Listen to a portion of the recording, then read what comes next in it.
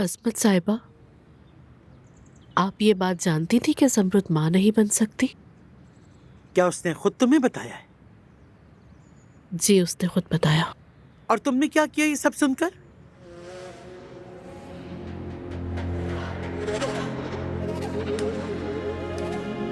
मुझे बहुत अफसोस है, ये अचानक हो गया, खुद पर काबू न रख सकी। बेटी, ऐसा मत किया करो। मैं नहीं चाहती कि हर बार घर से निकलते हुए फिक्र में पड़ जाऊं। हर वक्त तुम्हारे बारे में नहीं सोच सकती। मैं वादा करती हूँ दोबारा ऐसा नहीं होगा। लेकिन आप जानती हैं, मुझे वाकई ज़मरुद पर बहुत तरस आया।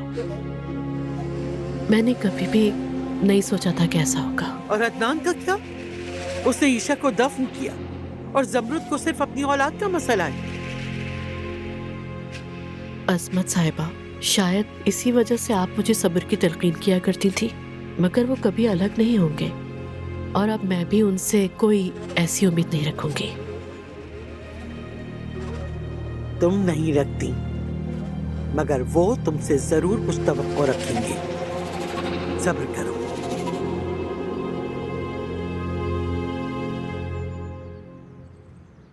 ओह, क्या ये हुरिया साहिबा के दिए हुए तोहफे नहीं है? जहन्नुम में जाइए तोहफे, मैं इन्हें वापस कर रही हूँ और जो कुछ हमने खरीदा है वो उसे सदका समझ कर रख लें, क्योंकि मैं ये शादी खत्म कर रही हूँ।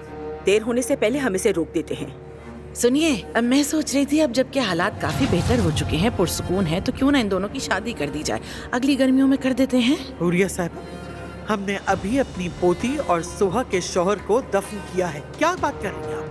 फिर मेरे पास एक और तजवीज है, यानी फैसला आप खुद कर लीजिएगा। हम पुलिस स्टेशन जा सकते हैं ताकि आप उन्हें साफ साफ बता दें कि आपने अदनान के वालिदैन के साथ क्या किया था। सही है ना? समझ रही है मेरी बात? अब फैसला आपके ऊपर है। ये बताओ, आखिर कब से तुमने खुद फैसले करने शुरू कर दिए नवीन बेटा? जवाब दो। अम्मी, अब ये क्या हो रहा है? क्या लगता है ये हुरिया साहिबा को देने जा रही हूँ और बात खत्म। लाओ, ये मुझे दे दो सब। अम्मी, मैं बदमज़गी नहीं चाहती। ये मुझे दो। क्या हो गया है तुम्हें? आखिर तुम मेरी बात समझ क्यों नहीं रही हो? सुनो, इस वक्त गुस्से का फैसला तुम्हें मुसीबत में डाल सकता है। 2 दिन रुक जाते, लतीफ से बात करते, अब्बास से बात करते, फिर फैसले कर लेंगे। परेशानी क्या है? अम्मी, अब्बास और आप ऐसी कौन सी बात जानते हैं जो हमें नहीं पता? प्लीज हमें भी बताएं।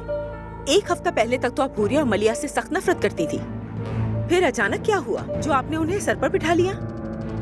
ऐसा क्या हुआ कि आप और अब्बास न उसे इनकार कर सके और न ही लतीफ को उससे मंगनी करने से रोक सके? देखिए, आपने मेरे बेटे को किस मुसीबत में डाल दिया।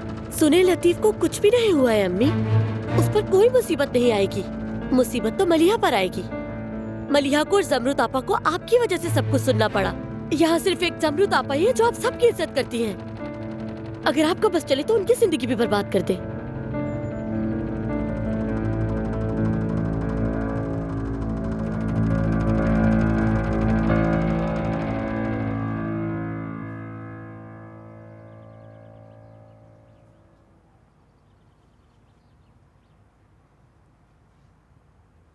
तुम डरती थी कि तुम्हारी बेटियां भी वही सब ना झेलें जो तुमने झेला था, है ना हुरिया? कि उन्हें भी अपने बाबा जैसे किसी गरीब और नाकाम आदमी से शादी न करनी पड़े। तुम जानते थे, है ना? मैं बेवकूफ नहीं हूं हुरिया, नियत अच्छी थी मेरी।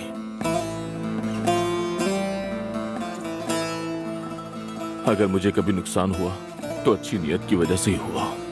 खबरदार, जो तुमने ये कहा कि तुमने मुझसे हमदर्दी में शादी की थी, झूठ है ये। तुम हमेशा मुझसे मोहब्बत करते थे, मेरा ख्याल रखते थे।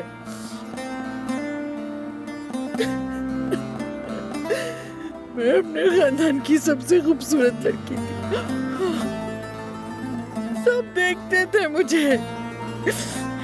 लोग इस उम्मीद में घूमते थे कि शायद मुझे देख लेंगे। दर्जनों मर्द मेरे हुस्न से मुतासिर होकर शादी के ख्वाहिशमंद रहते थे। गांव की खूबसूरत लड़की हुरिया, एक ऐसा गांव जो मिट्टी और कीचड़ में डूबा हुआ था, जहां भूख से लोगों के मुंह से बदबू आती थी कूड़े के ढेर के पास आबाद एक बस्ती, मगर तुमने अपनी हकीकत को नजरअंदाज किया।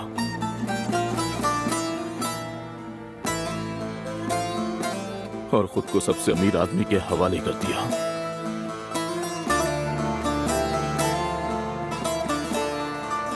उसे जिसे तुम पा न सकी, उसने तुम्हें इस्तेमाल किया और फिर ठुकरा दिया।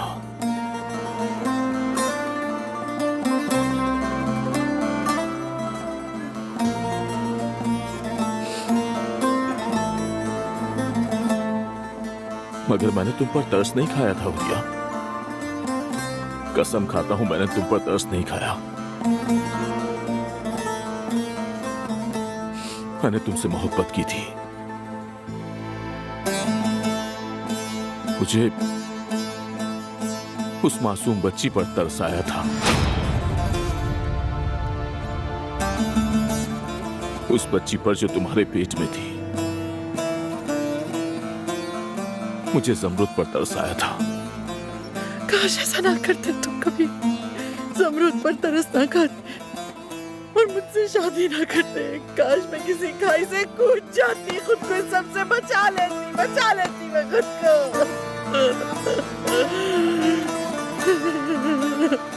लाओ चाबी दो मुझे।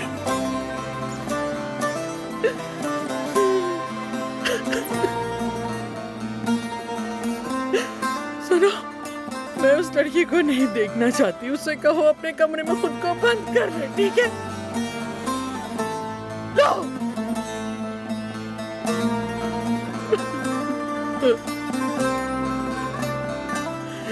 क्यों पुराने जख्म को रेतते हो मेरे? क्यों रुस्तम? क्यों क्यों क्यों करते हो ऐसा?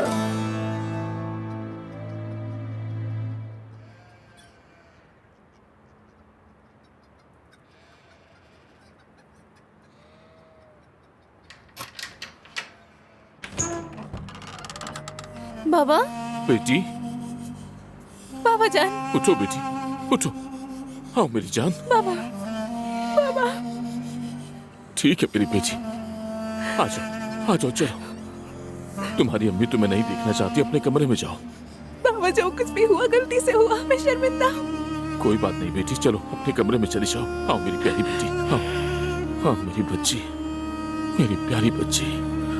हाँ।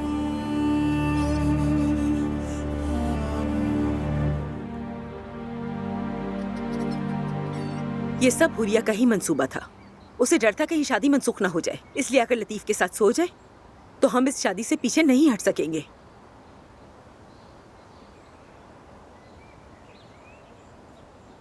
जमरुद, सुबह के लिए मुझे बहुत अफसोस है। यानी जो कहा था वो तुम्हारे लिए नहीं था, गुस्सा आ गया बस मुझे। मलिया की नासमझी पर तुम बुरा मत मानना। ठीक है, मैं मानती हूँ मलिहा से गलती हुई है, लेकिन गलती लतीफ की भी है। जो सलीका हम मलिहा को ना सिखा सके, वो आप अपने बेटे लतीफ को भी ना सिखा सकी। जो हम मलिहा को ना समझा सके, वही बात आप लतीफ को भी ना समझा सकी।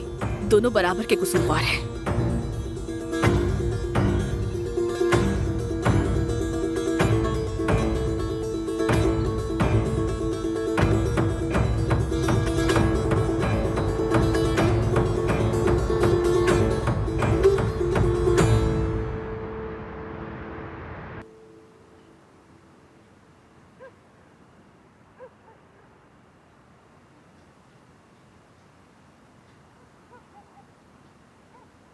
ये लो। ये क्या है? सब जानती हो, बस यही नहीं जानती हो। ले लो बेटी, ले लो।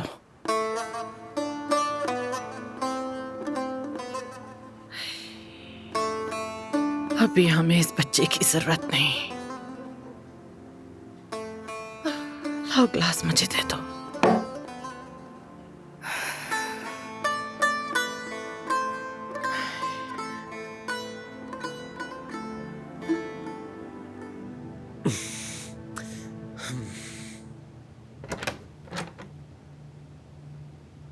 बात हो सकती है? जी आइए दान भाई।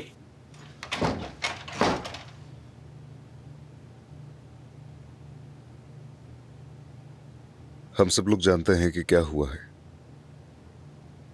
क्या तुम्हारी किताब में ये लिखा है क्या कि क्या होगा? मजाक कर रहे हैं भाई। कोई भी राइटर इस घर की अफरा तफरी को रोमांटिक नहीं बना सकता।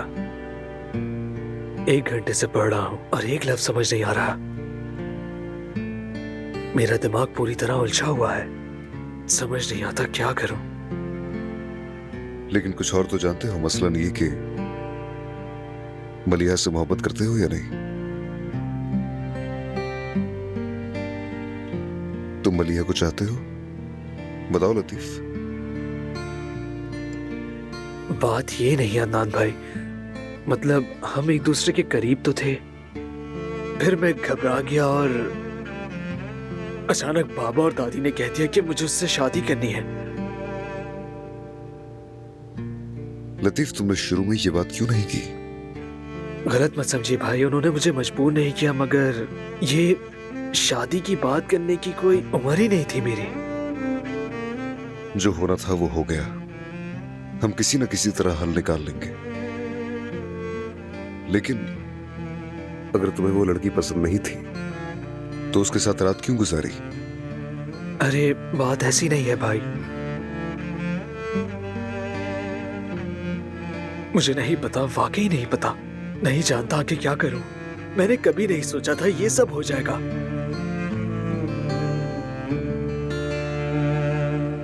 लतीफ, तुम यहाँ आराम से बैठकर किताब पढ़ रहे हो और शायद कुछ ही वक्त में सब तुम्हारी इस हरकत को भूल जाएंगे। लेकिन मलिहा का क्या? उसका क्या हाल होगा? तुम अच्छी तरह उसकी मां को जानते हो कि वो कैसी है। क्या तुमने मलिहा को फोन किया?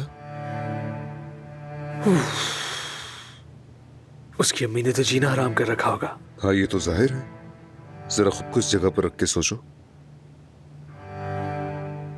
जी भाई, आप ठीक कह रहे हैं। मैं यहाँ ये बताने नहीं आया कि क्या सही है और क्या गलत। मेरा ये मकसद बिल्कुल नहीं। मैं सिर्फ इतना जानता हूँ कि तुम्हें मलिहा के साथ खड़े होना होगा। तुम्हें मजबूत बनना होगा। मजबूत होने का मतलब ये नहीं है कि 3 आदमियों को एक साथ मार दो या बंदूक चला दो। मजबूत होने से कहीं मुश्किल है। तुम्हें मलिहा के साथ खड़े रहना होगा, उसकी हमेशा हिफाजत करनी होगी। ये ऐसा मसला नहीं जिसे कभी हल न किया जा सके। हम ठीक कर लेंगे। तुम्हें मलिहा का साथ देना होगा, उसके साथ खड़े रहना होगा। अब एक काम करो, उसे कॉल करो और अपनी गलती की माफी मांगो, और उसके घर वालों से भी।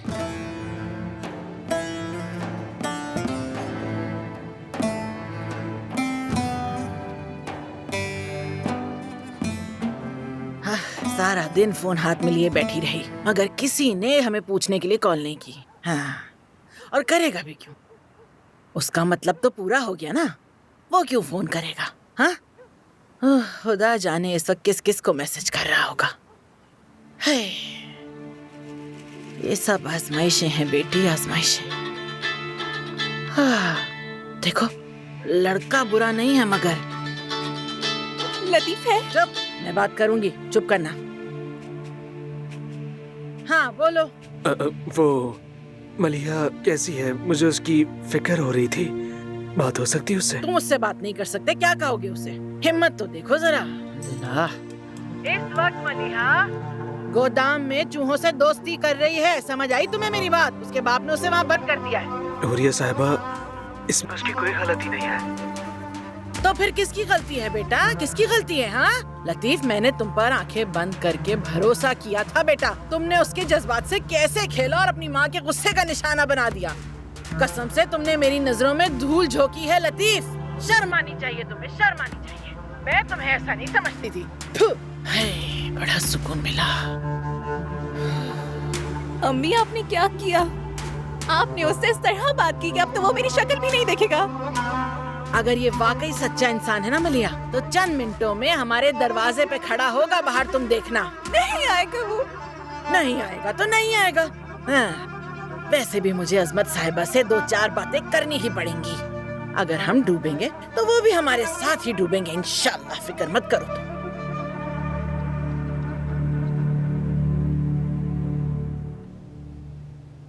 अदनान और जमरुद नहीं आएंगे। अदनान साहब ने कहा है कि खाना कमरे में ले आओ। बिल्कुल सही कहा उन्होंने। और लतीफ, उन्होंने कहा कि मुझे भूख नहीं है। या अल्लाह, आपने आज सबकी भूख मार दी है। सुबह के हंगामे के बाद कोई यहाँ खाना खाना चाहेगा? क्या ये मेरी गलती थी? मैं क्या करूं? क्या मैं मलिया और हुरिया से जाकर माफी मांगू? जी हाँ। नवीन बेटा, फिर से शुरू मत करो। अच्छा नहीं लगता ये नेमत ठुकराना, गुनाह है। चलो खाना खाओ। लतीफ कहाँ जा रहे हो? मलिहा से मिलने जा रहा हूँ। इसकी वजह? क्योंकि वो मेरी मंगेतर है। ठीक कह रहा हूँ ना दादी? बाबा? बिल्कुल बेटा, वो तो है। वैसे मुझे भूख नहीं है, अगर तुम खाओगी तो मैं भी तुम्हारे साथ थोड़ा बहुत खा लूंगा।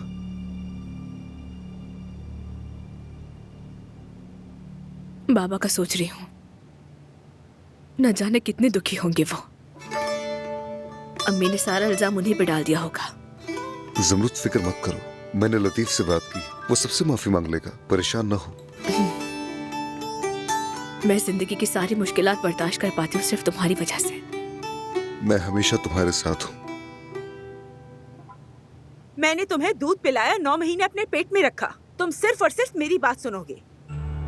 तुम्हें मेरी इजाजत चाहिए होगी, समझे? मलिहा तुम्हारी मंगेतर नहीं है। वो बदचलन लड़की तुम्हारे लिए कुछ भी नहीं। बस बहुत हो गया। मुझे बात नहीं बढ़ानी थी, लेकिन आपने हद कर दी। जमरुद आपा ठीक है, खुद को परेशान मत करें। तुम जाओ लतीफ, तुम्हें जहाँ जाना जाओ, किसी की बात मत सुनो। तुम जाओ, तुम मलिहा से जाके बात करो। सोहा, तुम ये क्या करना चाह रही हो? हाँ, आप कौन होती है इस तरह से बात करने वाली? मलिहा बदचलन है। क्यों? लतीफ के बारे में ये बात क्यों नहीं कहती हैं आप? क्योंकि वो आपका बेटा है। अम्मी, ये बात सबसे पहले आपको खुद समझनी चाहिए। जब पापा औरत को घर लाए थे उस वक्त तो आपने कुछ नहीं कहा। उस वक्त आपकी अखलाकियात कहाँ चली गई थी? या अल्लाह, ये बातें अब मुझ तक कैसे आ गई? क्यों, क्या हो गया है बाबा? कुछ अर्सा पहले की तो बात है, आप एक औरत को घर लाए थे और कहा था वो हमारे साथ इसी घर में रहेगी। उसे हमारी दूसरी माँ बनाकर हम पर मुसल्लत कर दिया था। क्या तुम मुझसे हिसाब मांग रही हो? मैं आपसे हिसाब नहीं मांग रही, मैं वही बता रही जो आपने किया है। अम्मी और दादी ने ना ही आपसे कभी कुछ पूछा और ना ही उन सब बातों का हिसाब मांगा। आप हर रात रोती थी, हर वक्त तड़पती थी, लेकिन बाबा उस औरत के साथ दूसरे कमरे में होते थे, और वो भी आपको अकेला छोड़कर। ना दादी ने कुछ कहा और ना ही बाबा ने पीछे हटने के बारे में सोचा। उस वक्त तो किसी ने नहीं कहा कि ये सरासर बदचलनी और बदअखलाकी है। सोहा बेटा, तुम हद से आगे जा रही हो। हाँ, अजमत साहिबा, ठीक है तो फिर देख लेते हैं। मैंने आपको कभी बाबा से ये कहते नहीं सुना कि उन्हें शर्म आनी चाहिए, ना ही अम्मी को कहते सुना है।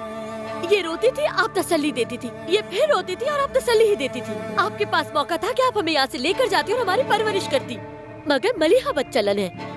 क्यों? मुझे कोई बताएगा कि आखिर ऐसा क्यों है? कोई नहीं, तो मैं बताती हूँ, मगर बुरा मत मानना, क्योंकि उसके पास ताकत नहीं है, क्योंकि वो हुरिया साहिबा की बेटी है और उसका साथ देने वाला कोई नहीं है। अगर मलिहा के वालिदैन इस वक्त अमीर होते ना नवीन जान, तो आप सुबह ही माफी मांगकर कमरे से बाहर आ चुकी होती। आप इखलाकियात के बारे में क्या जानती हैं?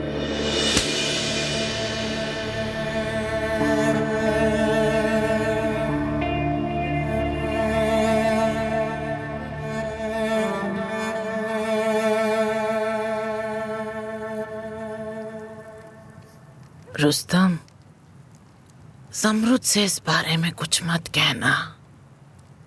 मैं तुम जैसा नहीं हूं रिया। वो मेरी जान है, मेरी बेटी है। मैं हमेशा की तरह खामोश रहूंगा। शुक्रिया। हद है हुरिया, तुमने इन लड़कियों को सुकून से जीने नहीं दिया, तुमने इन्हें कुर्बान कर दिया। तुम्हें पैसा चाहिए था, दौलत चाहिए थी, मगर मलिहा और जमरुद हमारी बेटियां हैं और उनकी जगह यही है। मैं उन्हें यूनिवर्सिटी भेजना चाहता था, तुमने इनकार कर दिया। ये कहकर के मेरी बेटियां खूबसूरत हैं, वो अपने लिए अमीर शौहर ढूंढ लेंगी। मैंने अपनी बेटियों के लिए कभी बुरा नहीं चाहा। मैं चाहती थी वो आरामदेह जिंदगी गुजारे, जो चाहे वो उन्हें मिले।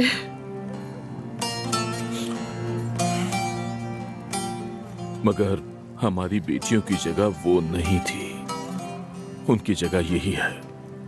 वहां उन्हें कबूल नहीं किया गया। तुमने पहले जबरदस्ती की, दोबारा जबरदस्ती की।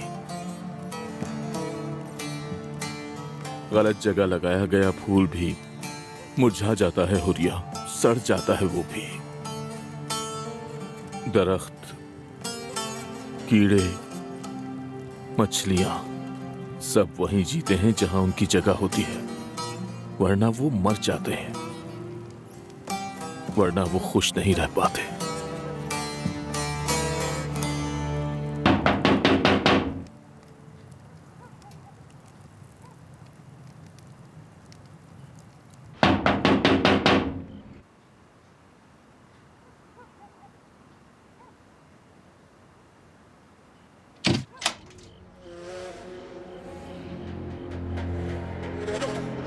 रुस्तम बाबा,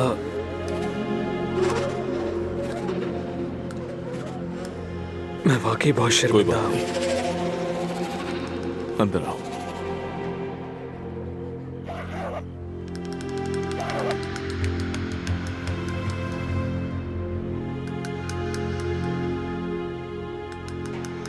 आओ बेटा।